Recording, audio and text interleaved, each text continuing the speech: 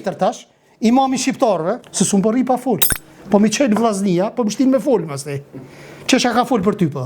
Kundër përgjigju. Kom majt një ders për emrin e cilësitë Allahut edhe rastësisht fola për Rabb edhe Ilah. Nëse në aspektin e përgjithshëm ato mlidhen, është Zot ajo, edhe Allah edhe Rabb.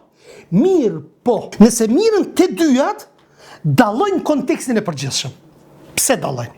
Sepse Rabb është posedues, është krijues, është furnizues, është që t'jep jetë dhe vdekje. Ama nëse thu Ilah, haja ty tha, kjo është adhurim. Jo, nuk thash unë adhurim. Thash i adhuruar është Ilah. Dhe nëse e lën ti vetëm Zot, shumë njerëz i bëjnë zotra krijesat. Kur ti thu i adhuruar, nuk ka të adhuruar. Atëherë ti jam shil dirë. Dhe qëto është dallimi mes Rabb, vllazni edhe Ilah. Dhe ibadeti çka është?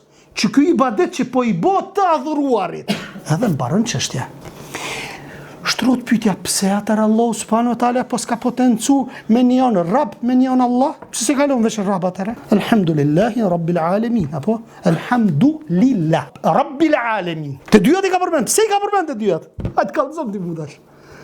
Pse se kalon me njënën, vesh Rabb edhe çështja mbaroje. Pse se kalon? Ama ka thonë alhamdulillahi rabbil alamin. Ama thonë është pak më e gjerë kjo çështje. Pastaj imami i shqiptarëve. E qysh edhe imam edhe i shqiptarëve. Mas pari këto bin kontradikta njëri me tjetrën.